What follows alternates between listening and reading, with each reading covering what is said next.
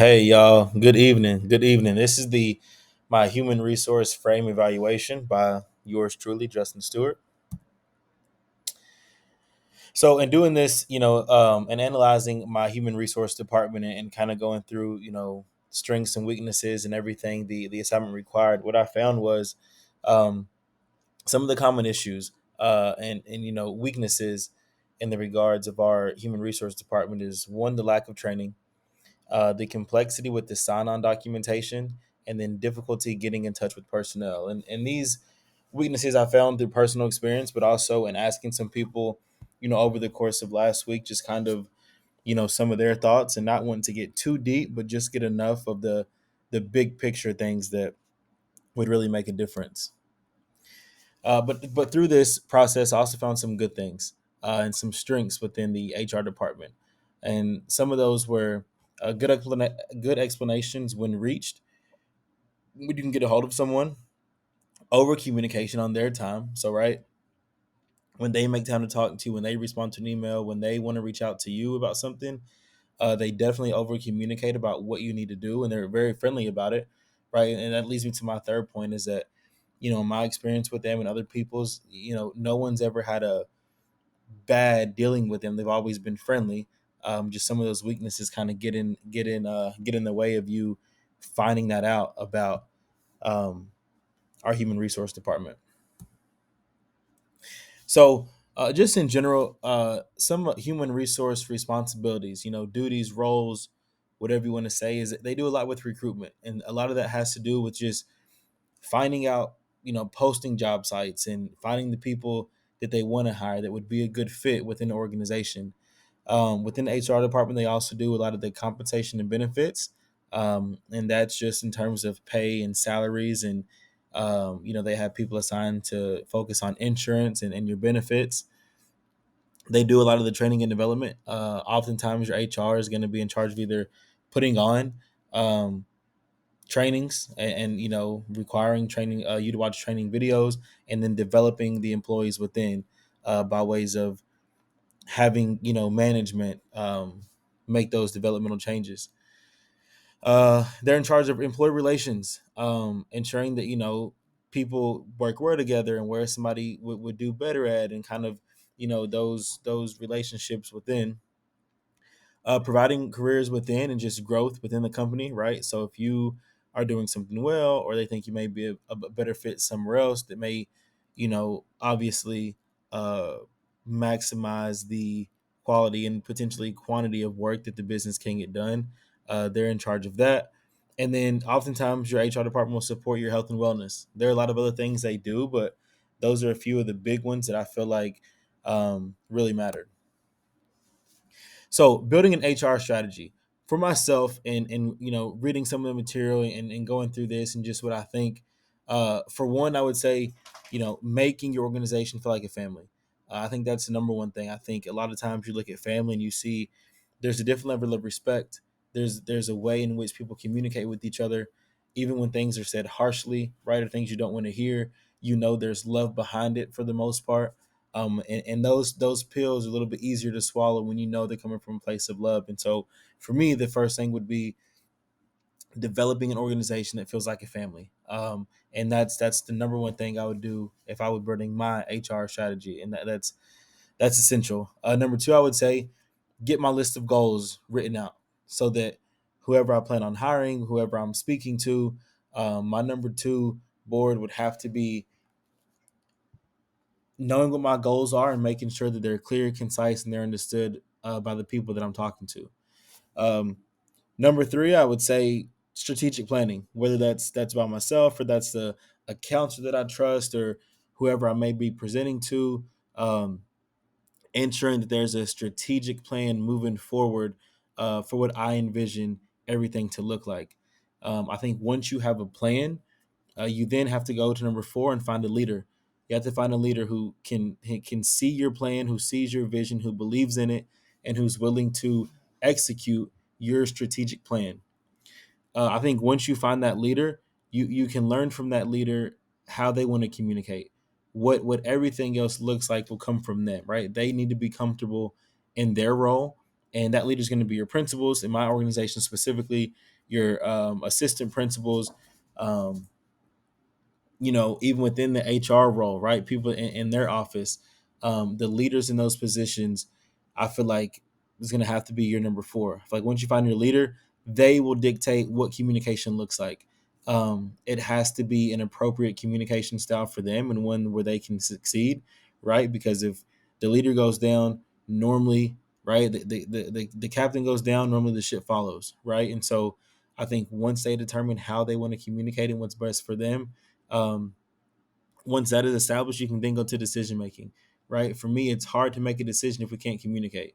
So find your leader, you communicate. Once you learn what communication is going to look like and how that works, I think then you can go into decision making and ensuring that your plan, your HR strategy kind of works together and fits and makes sense.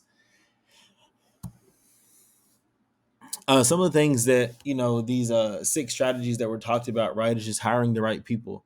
Um, in my organization specifically, our principal, she's all about you have to be all about the kids, and I think for me that comes down to your attitude, right? Like your attitude about kids, towards kids, with kids, good, bad, or indifferent. How do you treat them? How do you love them? How do you show up every day for them? What does that look like, right? And that's the number one thing for me is when you want to hire the right people in the organization I'm in, which is education. You have to be about kids. Number two, for me, you have to be hardworking, right? And I put hardworking before knowledge because to me, knowledge isn't everything. It's great to know things, but I believe if you're willing to work hard, you can be willing to learn. Um, but sometimes the opposite isn't true, right? You can know everything but not be willing to work, and then where does that put you? So the right people for the organization and what I've gathered and understanding from going through the process, but also getting to know my principal and some of the assistant principals, are these are the three things I found that matter when they present the person they want to HR and that's hired. These things have to be very apparent and clear. Keeping the right people. This is a tough one, right? Because you can't make everyone happy no matter what you do, right? No matter how nice you are, how much of a family atmosphere you have, everyone's not always going to be happy. And so, but there are three things that I feel like you can do to minimize people leaving and maximize keeping the right people. And number one is going to be they must feel like a family. I can tell you that when I walk into school with my APs and a lot of other teachers, it really does feel like a family, and it feels like you know we're just that tight knit. Whatever you need, I got your back. I'll support you. When we don't agree, we can talk and we move on and still conduct business because we understand it's about the kids, and that hits differently when you want your employees to be happy.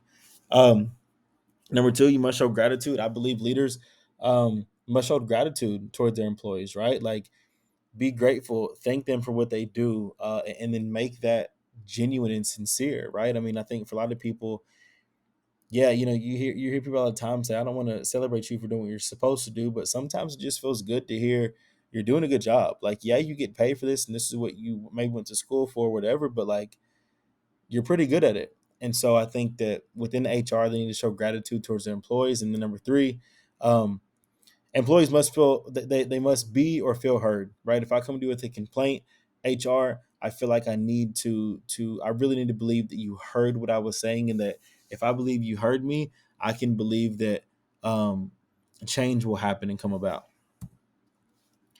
Investing in the right people, you must celebrate people.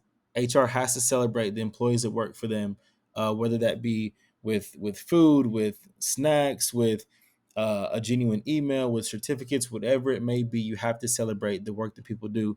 Number two, you must show genuine concern for the life outside of work, right? I mean, work isn't everything. So when you ask about someone's personal life or what they did or how their family is, or I think you have to show genuine concern. And then you must create and explore opportunities for growth, right? People want to, a lot, not everybody, but a lot of people want to grow in their roles and what they do. And I think if, you know, HR or even at the mid management level for principals and assistant principals, having those conversations and seeing what your employees want to do, and giving them options and ideas is important for you, for them believing that you're willing to and you can and will invest in them.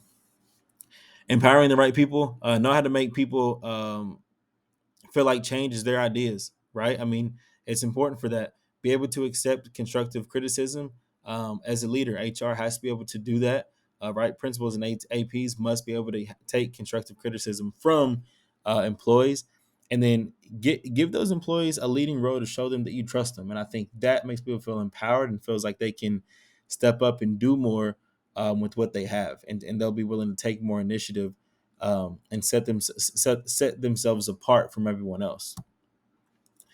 Promoting diversity, leaders must be easily relatable. When I go to HR, I feel like I should be able to be myself and have somebody in the office that can relate to me, that I can connect with. That I feel like, man, that they were a cool person. They must be cultured in more ways than just dress or music, right? And just understanding, and then wear many hats in order to relate to every kind. How are new employees trained? From what I learned from this, a lot of the employees that I've talked to, especially in the special ed department, weren't trained on things that actually mattered, right? I.e., the paperwork. That wasn't a thing that people were trained on, and that needs to change. Training was more of a get to know each other, kind of icebreakers, from personal experience and talking to people and asking about, in service right before school starts. There was not a lot of these are the necessities you need to know and learn. It was more let's get to know each other. And then there was a lot that was done online, watching videos that you can skip, and I just don't think that's valuable for the quality of teachers that you want in your building, and for them to believe that they actually got something from it and want to do better. How was I trained? I wasn't. I was thrown into the fire. I was hired and thrown into the fire, um, and I had to learn on my own. Who were my mentors? I had one. It was very informal. In passing, he would ask me if I needed help. My answer was always no, simply because I knew I really wouldn't get it. We were all too busy, and that's just how it goes sometimes. So you just have to figure it out. Uh, how are we promoting from within? That's all we do. We promote from within. Everybody that works in especially at the high school, they get first dibs on the opportunity that comes up. From my experience, and if they don't want it, then they'll outsource. But typically, their outsourcing is someone from one of our feeder middle schools, right, or an elementary school. They always go that route first. And then with what I realized in the organization, that conflict isn't really handled. No one in upper level really is willing to have those tough conversations and put people in their place. So things are just kind of dealt with and ignored. Improvement recommendations: invest more time training employees on what they'll actually be doing, not icebreaker activities. Number two, give options for signing paperwork, not just online, and then being more accessible for the employees. And that is all I have.